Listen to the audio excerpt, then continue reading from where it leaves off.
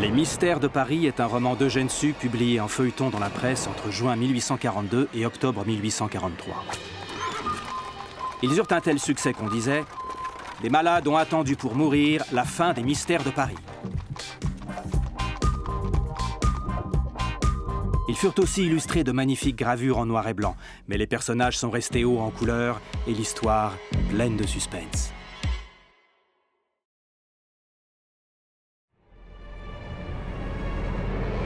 Paris, île de la Cité, hiver 1838. Devant Notre-Dame, l'esplanade et la préfecture de police, telles que nous les connaissons aujourd'hui, n'existaient pas. À la place, un entrelac de petites ruelles sombres et miséreuses qui seront détruites lors des grands travaux d'Haussmann quelques années plus tard.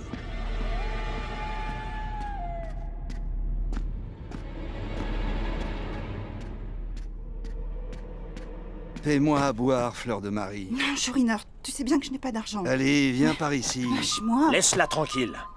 Monsieur, prenez garde, le Chourineur est très fort. Mais arrêtez. Sois tranquille, ma fille. Et s'il en veut encore, j'ai de quoi le servir. Monsieur, merci. Mais ne l'achevez pas, il n'est pas méchant. Vrai, et j'ai trouvé mon maître. Félicitations. Monsieur? Je m'appelle Rodolphe. Allons faire connaissance, je paie à souper. Le Lapin Blanc était une auberge louche, malodorante et malfamée du quartier. Mais Rodolphe de Gerolstein, le héros de notre histoire, connaissait l'argot et fit en sorte de passer inaperçu. Qu'est-ce que vous voulez pitancher?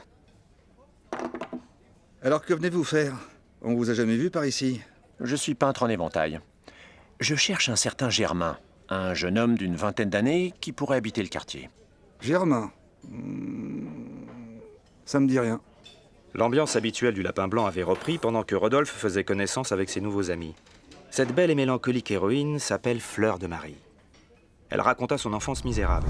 Orpheline, placée vers 4 ans chez une femme horrible, elle fut contrainte de mendier ou de vendre des sucres d'orge. Sa tortionnaire alla jusqu'à lui arracher une dent pour la punir d'en avoir mangé un. Puis elle se sauva et passa quelques années en maison de correction.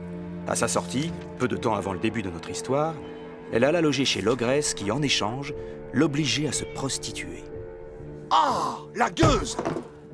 Le Chourineur, lui, était un ancien bagnard car il avait jadis tué, chouriné en argot, son patron. Mais au fond, c'était un brave type.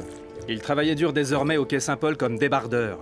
Non, c'était pas un t-shirt sans manches, mais à l'époque, un homme qui déchargeait le bois des bateaux sur l'île Louviers. Cette île de la Seine qui n'existe plus en amont de l'île Saint-Louis.